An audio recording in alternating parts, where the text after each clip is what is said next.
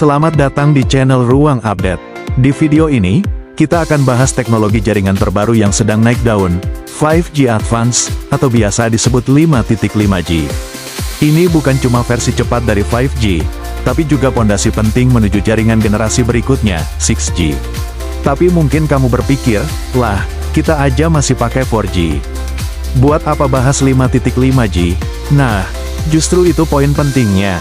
Karena dengan memahami perbandingannya, kamu bisa lihat betapa jauhnya potensi teknologi ke depan dibanding apa yang kita pakai sekarang.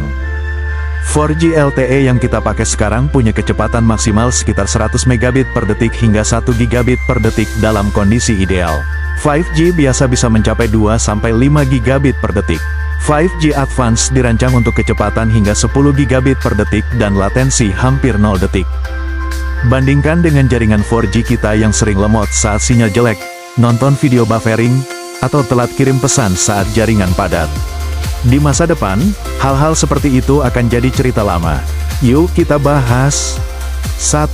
Apa itu 5G Advance?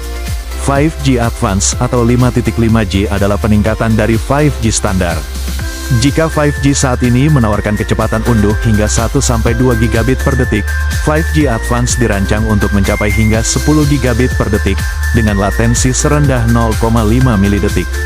Ini memungkinkan transmisi data secara hampir instan.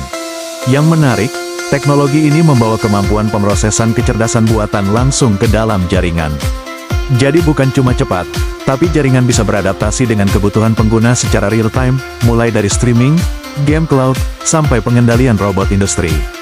Fakta tambahan, menurut Huawei, 5G Advance diperkirakan akan masuk fase komersial global mulai tahun 2025, dengan China dan Korea Selatan menjadi negara paling siap dalam hal infrastruktur.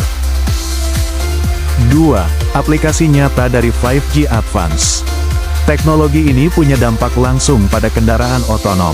Di Korea Selatan, misalnya, kota Sejong sudah mulai menguji mobil self-driving yang terhubung lewat jaringan 5G untuk navigasi real-time.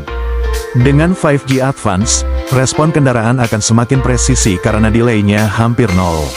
Di China, operator China Mobile telah melakukan uji coba VR kelas industri dengan koneksi 5.5G untuk pelatihan jarak jauh di pabrik.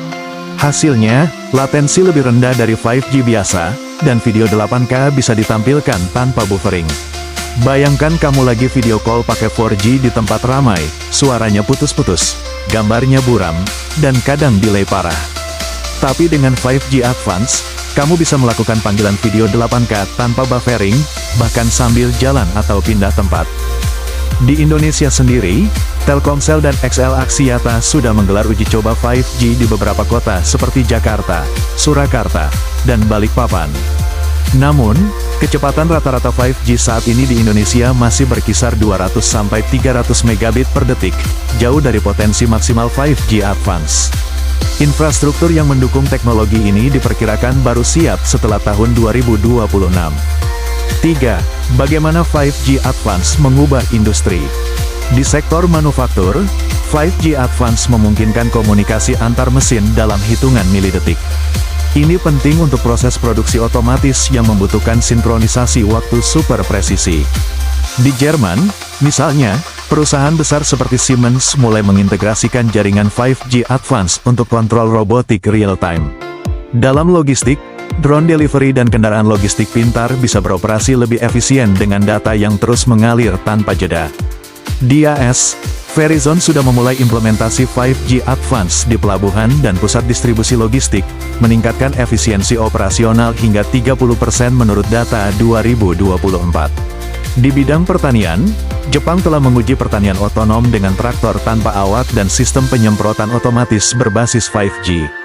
Teknologi seperti ini memungkinkan pengelolaan lahan yang lebih akurat, hemat air, dan produktivitas tinggi. 4. Apa hubungannya dengan 6G? 5G Advance adalah jembatan ke 6G. Menurut ITU International Telecommunication Union, 6G diperkirakan akan hadir sekitar tahun 2030, dan membawa kecepatan hingga 1 terabit per detik, dengan integrasi penuh antara dunia fisik dan digital, disebut juga sebagai Internet of Things.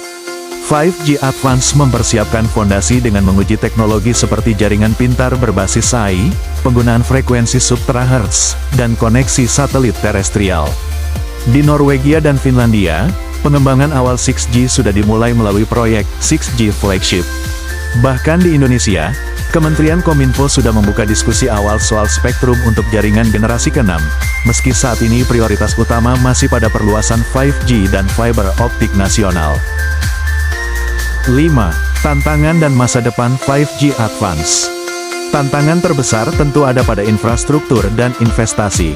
Pembangunan jaringan 5G Advance memerlukan jumlah BTS Base Transceiver Station yang jauh lebih padat, terutama karena sinyal frekuensi tinggi lebih mudah terhalang oleh bangunan dan cuaca. Selain itu, ada tantangan dalam aspek regulasi spektrum, terutama di negara-negara berkembang yang belum memiliki kerangka kerja hukum yang matang. Menurut GSM Arena, lebih dari 40% negara di dunia masih dalam tahap adopsi awal 5G, dan 5.5G baru akan tersedia secara komersial di sebagian kecil negara antara tahun 2025 sampai tahun 2027. Namun, peluangnya besar. Negara-negara seperti China, Korea Selatan, dan Uni Emirat Arab sudah mulai berlomba membangun roadmap menuju 6G, dan menjadikan 5G Advance sebagai fase transisi yang krusial. Indonesia bisa menyusul jika investasi dan kerangka regulasinya siap. Kesimpulan, kalau saat ini kamu masih pakai 4G dan merasa sudah cukup, coba bayangkan dunia di mana semua yang kamu lakukan di internet, entah itu belajar, kerja, hiburan, bahkan berkendara, berjalan lebih cepat dari refleks manusia. Itulah dunia yang sedang dibangun lewat 5G Advance. Jadi, 5G Advance bukan cuma soal kecepatan. Ini tentang membuka pintu menuju dunia yang lebih terkoneksi, cerdas, dan efisien. Dengan kemampuan seperti latensi ultra rendah, kecepatan tinggi, dan dukungan AI, 5.5G akan mendorong inovasi besar di berbagai sektor, dari industri, transportasi, pendidikan, hingga kesehatan. Kalau kamu tertarik dengan teknologi masa depan, jangan lupa untuk like, share, dan subscribe channel ini. Sampai jumpa di video berikutnya.